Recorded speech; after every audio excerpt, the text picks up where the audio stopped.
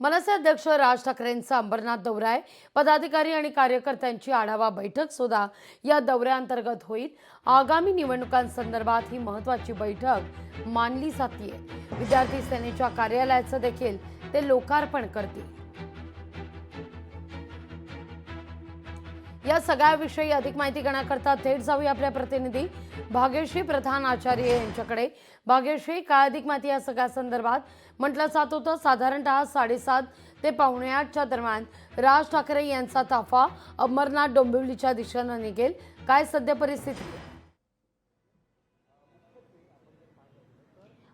लाघवी, नक्कीच आपण बघतोय की त्यांच्या घराच्या इथेच आपण उभे आहोत। अजून ते निघालेले नाही आहेत, मात्र काही क्षणात किंवा थोड्या वेळात म्हणू शकतो आपण ते इथनं निघणार आहेत। अंबरनाथ, कल्याण डोंबिवली येथे आज त्यांचा दौरा आहे। खरं तर या परिसरामध्ये जर बघितलं तर कल्याण डोंबिवलीचा पहिला विचार केला तर मनसेचं नक्कीच तिथे वर्चस्व पाहायला मिळालं। याआधी विधानसभेच्या निवडणुकीमध्ये एकमेव आमदार जे होते ते राजू पाटील होते, मात्र यावेळी जी विधानसभेची जी निवडणूक झाली त्यामध्ये मात्र राजू पाटलांना धक्का बसलेला पाहायला मिळाला होता। मात्र मोर्चे बांधणी या निमित्ताने करणं आवश्यक असल्याची मत देखील राजू पाटील यांनी वारंवार व्यक्त केलेलं पाहायला मिळालं होतं। आणि जे मोर्चे बांधणी आहे ती तिथे चांगली प्रकारे होऊ शकते, कारण त्यांचे मोठ्या प्रमाणात कार्यकर्ते तिथे आहेत। याआधी जर आपण बघितलं तर कल्याण डोंबिवली महानगरपालिकेमध्ये मनसेची सत्ता देखील होती, काही नगरसेवक त्यांचे होते, त्यामुळे ह्या परिसरामध्ये मनसेचा जो जोर आहे तो अधिक आहे। त्यामुळे थोडी मोर्चे बांधणी केली किंवा थोडं पक्ष बांधणी केली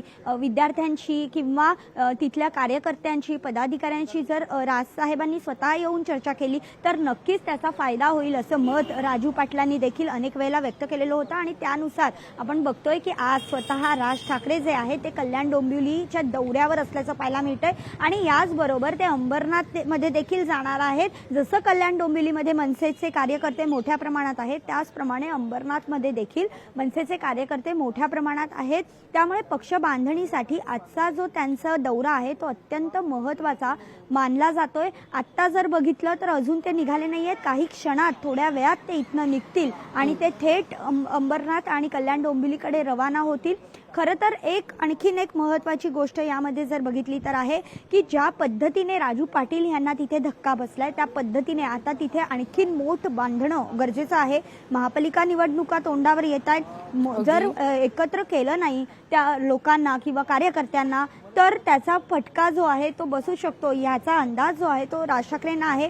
ज्यावेळी राज ठाकरे तिकडे जातात त्यावेळी प्रचंड कार्यकर्त्यांची गर्दी होते आणि एक वेगळा उत्साह येतो। त्यामुळे आज कार्यकर्त्यांना राज ठाकरे नेमक्या काय सूचना देत आहेत, कशा पद्धतीने तयारी करा म्हणून सांगतायत हे बघणं देखील तितकंच महत्त्वाचं आहे।